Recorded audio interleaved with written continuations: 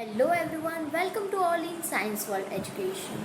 सो dear friends, आज हम बात करने वाले हैं स्टैंडर्ड 9th के यूनिट 5 के बारे में, जिसके अंदर हम सेल ऑर्गेनेल्स के बारे में बात करेंगे। सो डियर फ्रेंड्स, इस वीडियो को लास्ट तक ज़रूर देखिएगा, क्योंकि हम जो आज बात करेंगे वो जो सेल ऑर्गेनेल्स के बारे में, तो कई बार ये सेल ऑर्गेनेल्स आपको एग्ज़ाम के अंदर शॉर्ट नोट की तरह पूछे जा सकते हैं, और ये जो हम बात करने वो मोस्ट इम्पॉर्टेंट टॉपिक्स हैं। तो चलिए अब हम देखते हैं सेल ऑर्गेनेल्स में माइटोकॉन्ड्रिया, प्लास्टिड्स और वैक्यूल्स के बारे में।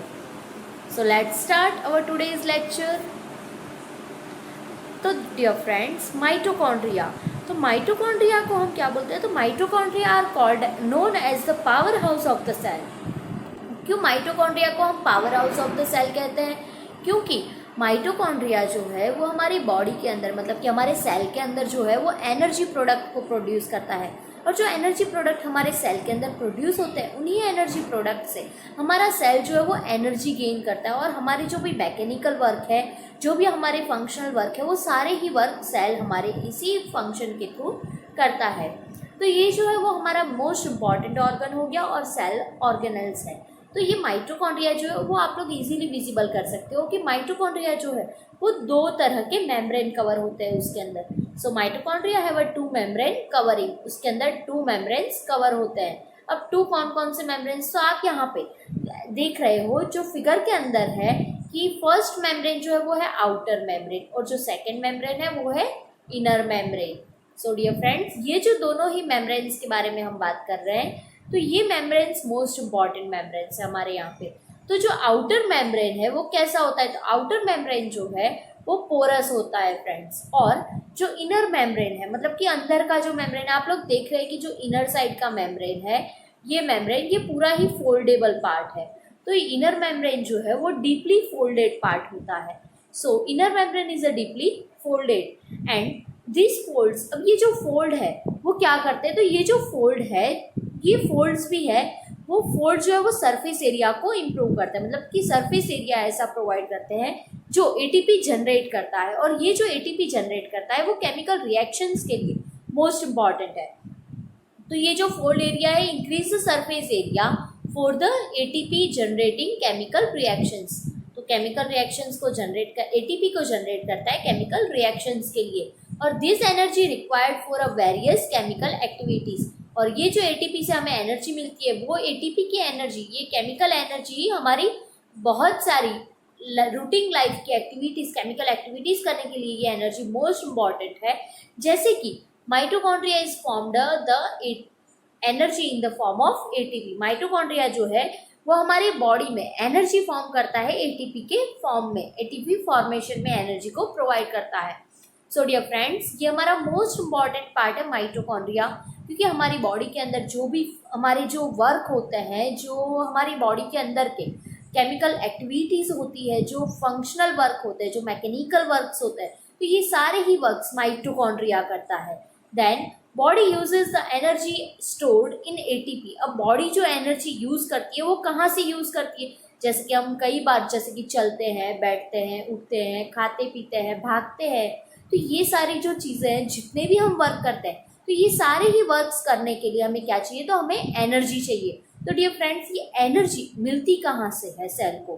तो ये सेल को ये जो एनर्जी है वो माइटोकॉन्ड्रिया से मिलती है। तो ये जो एनर्जी सेल गेन करता है वो कहाँ से गेन करता है? तो माइटोकॉन्ड्रिया से गेन करता है, और इसीलिए माइटोकॉन्ड्रिया को हम क्या कहते हैं? तो माइटोकॉन्ड्रिया को इसी वजह से हम powerhouse of the cell कहते हैं। सो डियर फ्रेंड्स, ये जो powerhouse of the cell मैंने कहा आपको, तो ये आपको एक साइंटिफिक रीजन की तरह आपको पूछा जा सकता है। वो हम लास्ट में बात करते हैं कि किस तरह से आपको क्वेश्चंस पूछे जा सकते हैं इस टॉपिक के अंदर से। The body uses the energy in stored ATP doing the various chemical and mechanical work. Chemical activities और हमारे मैकेनिकल वर्क्स, हमारे रूटीन लाइफ के वर्क्स करने के लिए हमारे सेल्स को जो एनर्जी चाहिए वो सारी ही एनर्जी माइटोकॉन्ड्रिया से उन्हें मिल जाती है। देन माइटोकॉन्ड्रिया जो है वो एक ऐसा स्पेशलाइज्ड ऑर्गन है कि जिसके अंदर खुद के डीएनए और खुद के रिबोसोम्स है। अब खुद के डीएनए एंड खुद के रिबोसोम्स है, इसलिए माइटोकॉन्ड्रिया जो वो खुद के प्रोटीन्स भी प्रोड्यूस करने के लिए एबल है। सो डियर फ्रेंड्स, ये मोस्ट इम्पॉर्टेंट लाइन है यहाँ पे जो माइटोकॉन्ड्रिया के लिए है कि माइटोकॉन्ड्रिया अपना डीएनए और अपना खुद का रिबोसोम्स प्रोड्यूस करता है। तो चलिए, ये हमने देखा माइटोकॉन्ड्रिया के बारे में। तो अब हम देखते हैं हमारे सेकंड सेल ऑर्गेनेल्स के बारे में। जो सेकंड सेल ऑर्गेनल हमारा है वो है प्लास्टिड्स। डियर फ्रेंड्स, जब हम बात कर रहे हैं प्लास्टिड्स की, तो प्लास्टिड्स की बात जब हम करेंगे तो हम सिंपली जान लेते हैं कि जब बात आती है प्लास्टिड्स की तो हमें पता होना चाहिए कि प्लास्टिड्स के बारे में जब हम बात करेंगे तो यहाँ पे एक डिफरेंस आ जाता है। तो कौन सा डिफरेंस आता है फ्रेंड्स? तो जब हम प्लास्टिड्स के बारे में बात करते हैं तो हमारे सामने एक डिफरेंस होता है, वो होता है animal cells and plant cells का डिफरेंस। हाँ, प्लास्टिड्स और वैक्यूल्स दोनों ही तरह से, दोनों ऐसे पॉइंट्स है जहाँ पे हम एनिमल सेल और प्लांट सेल के डिफरेंस को हम दिखा पाते हैं।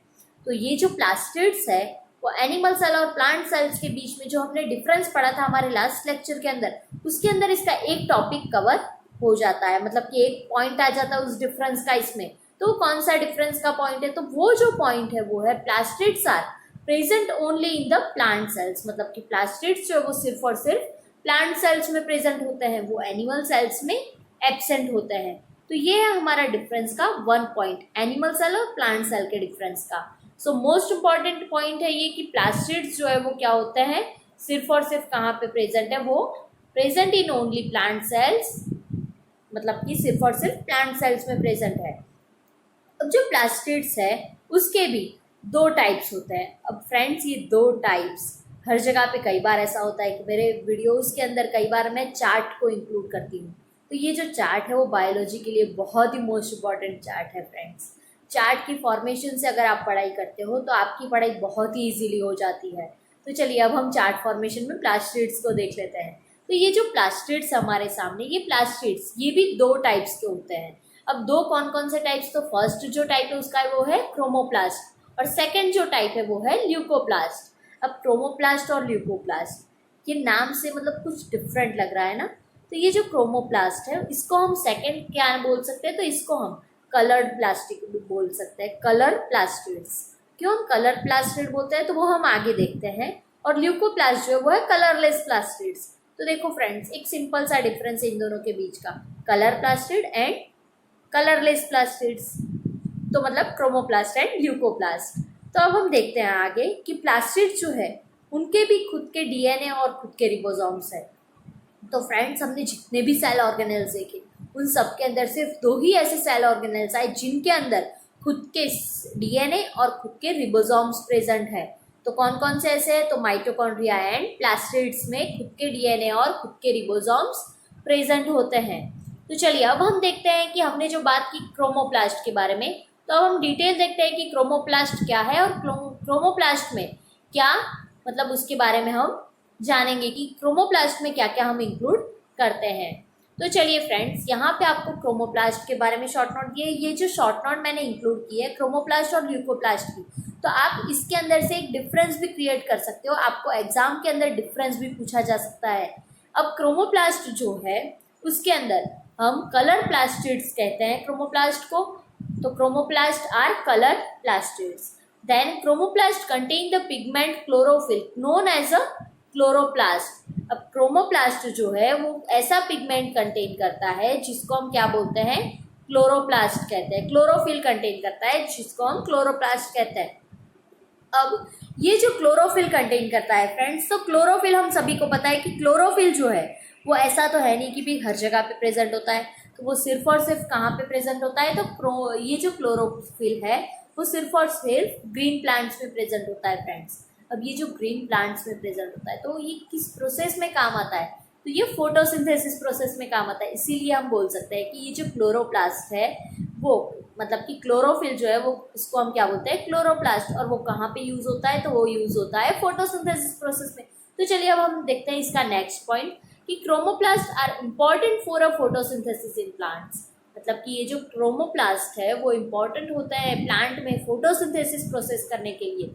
Then chromoplasts are also contain of various yellow and orange pigment in addition of the chlorophyll। मतलब कि क्लोरोप्लास्ट जो है वो सिर्फ और सिर्फ ग्रीन पिगमेंट, मतलब कि क्लोरोफिल कंटेन नहीं करते, उसके सिवाय भी अदर दो और पिगमेंट्स को वो कंटेन करते हैं। अब दो और कौन कौन से पिगमेंट्स हैं?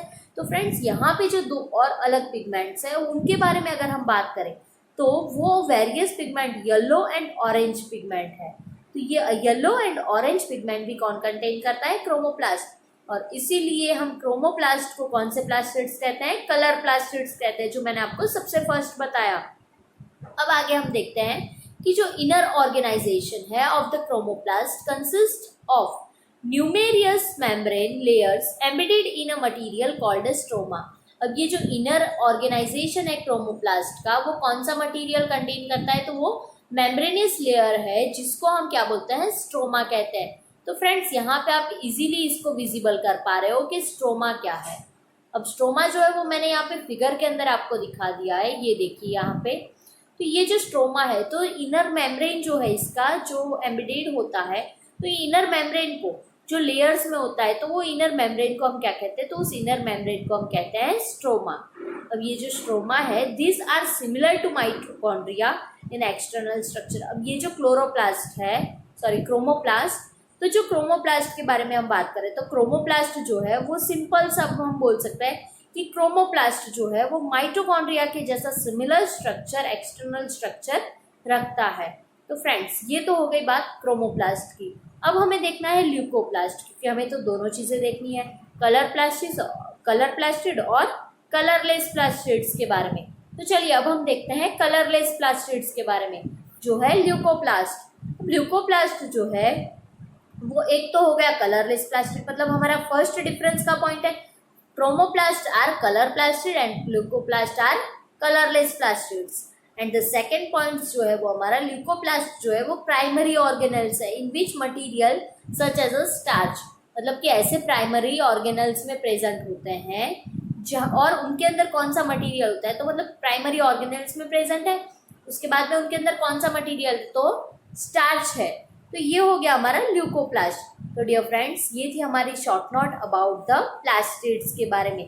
तो अब हम देखते हैं आगे का पॉइंट, जो हमारी लास्ट शॉर्ट नोट है, और इस हमारा जो हमारे 9th स्टैंडर्ड के सेल ऑर्गेनल्स का जो पार्ट था उसके अंदर का लास्ट सेल ऑर्गेनल्स है। तो कौन सा सेल ऑर्गेनल्स है? वो है वैक्यूल्स। तो चलिए अब हम बात करते हैं वैक्यूल्स के बारे में। तो जो वैक्यूल्स है फ्रेंड्स, तो वैक्यूल्स के बारे में जब हम बात कर रहे हैं तो वैक्यूल्स जो है वो मोस्ट इम्पॉर्टेंट पार्ट है। अब वैक्यूल्स के बारे में जब हम बात करेंगे तो हमारे सामने फिर से एक डिफरेंस का पॉइंट आ जाता है। वो कौन सा डिफरेंस? तो animal cell and plant cell का डिफरेंस। तो यहाँ पे जो है वो हमारे सामने फिर से एक एनिमल सेल और प्लांट सेल के डिफरेंस का पॉइंट है। तो कौन सा पॉइंट है? तो यहाँ पे आप फर्स्ट पॉइंट देख रहे हो कि जो साइज़ है एनिमल सेल में और प्लांट सेल के अंदर की जो साइज़ है वो हमारे लिए एक मोस्ट इम्पॉर्टेंट डिफरेंस का पॉइंट हो जाता है। देखिए यहाँ पे आपको दिखा रहा है कि जो एनिमल सेल के अंदर जो मतलब कि उसकी साइज़ है वो क्या होती है? एकदम स्मॉल होती है, और प्लांट सेल के अंदर जो साइज़ है वो कैसी होती है? एकदम बिग, लार्जेस्ट साइज़ होती है। और यहाँ पे अगर हम बात करें तो जो सेंट्रल वैक्यूल्स है प्लांट सेल के अंदर वो कितनी स्पेस ऑक्यूपाई करता है? क्या आप अंदाज़ा लगा सकते हो? तो 50 to 90% स्पेस ऑक्यूपाई करता है। मतलब कि आप ही सोचो कि पूरे स्ट्रक्चर का 50 से 90% स्पेस, मतलब कि कितना बड़ा स्पेस ऑक्यूपाई करता है, मतलब कि उसकी साइज़ कितनी बड़ी होगी। अब जैसे कि आपको यहाँ पे फिगर दिख रही है, तो फिगर के अंदर आपको वैक्यूल्स दिखाया हुआ है जो ब्लू कलर का है। तो अब ये जो वैक्यूल है, ये वैक्यूल कितना बड़ा है? आप ऑब्वियसली आप सिंपली देख ही सकते हो फिगर के अंदर कि ये जो प्लांट सेल की फिगर है उसके अंदर कितना बड़ा वैक्यूल दिख रहा है आपको। अब ये जो वैक्यूल हमने देखा तो उसके साथ में अगर हम देखें कि अब इतना बड़ा वैक्यूल है तो उसका कोई ना कोई मेन फंक्शन तो होगा ही। तो कौन सा फंक्शन है उसका? तो ये जो फंक्शन उसका है वो सिंपल सा फंक्शन है कि बहुत सारे जितने भी इम्पॉर्टेंट मटेरियल्स, इम्पॉर्टेंट सब्सटेंसेस हैं, वो सारे ही सब्सटेंस क्या होते हैं? तो वो सारे ही सब्सटेंस प्लांट सेल के अंदर क्या होता है? स्टोर होता है वैक्यूल्स में। तो प्लांट सेल में वैक्यूल्स में ये सारे ही इम्पॉर्टेंट सब्सटेंस स्टोर होते हैं। अब ये जो इम्पॉर्टेंट सब्सटेंस वैक्यूल्स में स्टोर होते हैं, तो ये कौन कौन से ऐसे इम्पॉर्टेंट सब्सटेंस, अब कौन कौन से, जैसे कि हमने बात तो करी कि भाई इम्पॉर्टेंट सब्सटेंस स्टोर होते हैं, पर इम्पॉर्टेंट तो कौन से सब्सटेंस होते हैं ऐसे? तो इम्पॉर्टेंट सब्सटेंस में हम बात कर सकते हैं जैसे कि अमाइनो एसिड और प्रोटीन्स के बारे में।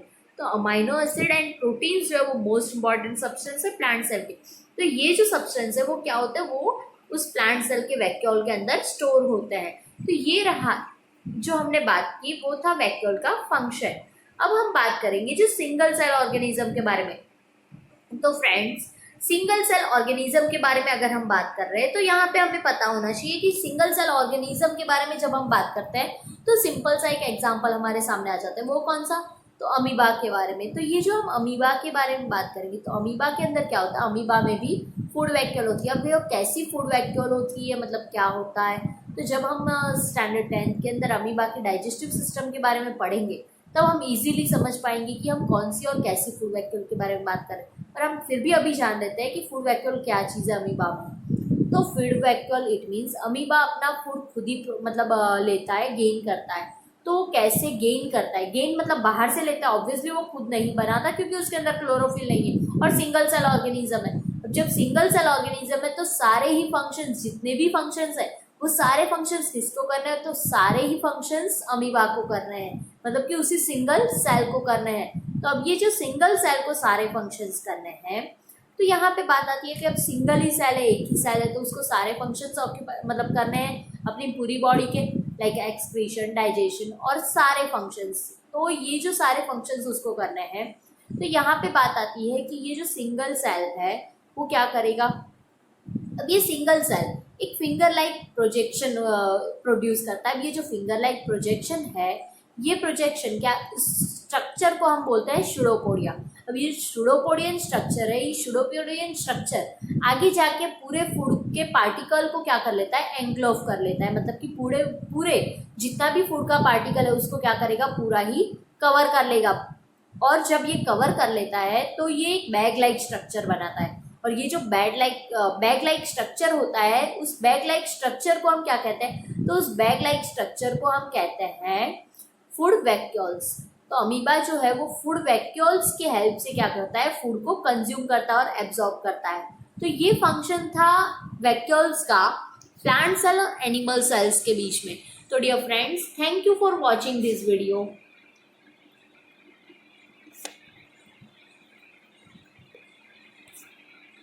Thank you everyone for watching the video. And अगर मेरा वीडियो आपको पसंद आया हो तो लाइक एंड सब्सक्राइब करना बिल्कुल मत भूलिएगा। और हाँ, अगर कोई क्वेश्चन है तो कमेंट बॉक्स में कमेंट ज़रूर कीजिएगा। मैं बनती कोशिश आपको जल्द से जल्द रिप्लाई करने की कोशिश करूँगी। Thank you.